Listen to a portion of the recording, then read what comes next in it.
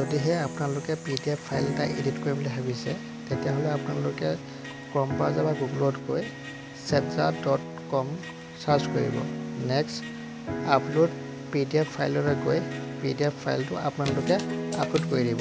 তাৰপিছত এনেকৈ দেখা পাব। ইমেজলৈ গৈ যিকোনো ইমেজ এখন আপোনালোকে চিলেক্ট কৰি দিব পাৰিব। এনেদৰে দুটা চাইড আপোনালোকে ভালদৰে মিলাই দিব পাৰিব। ফটোখন এনেদৰে ভালদৰে মিলাই চুকিটা লগাই ল'ব। তাৰপিছত চিগনেচাৰলৈ গৈ আপোনালোকে নামটো ভালদৰে টাইপিং কৰিব।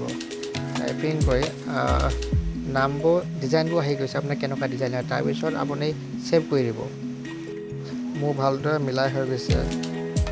তাৰপিছত নেক্সট ইয়াতো আপোনাৰ মোৰ চিগনেচাৰ দিছোঁ চাই লওক ভালদৰে।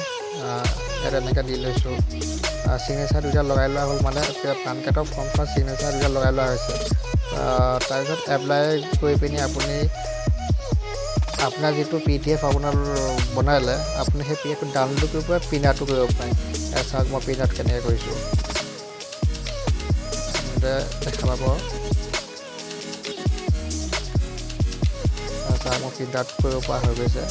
আৰু আপোনালোকে মই ছেভ কৰি ল'ব পাৰোঁ। আমাৰ নিজৰ PDF কৰি আপোনালোকে এনেদৰে ছেভ কৰি থৈ দিব পাৰিব।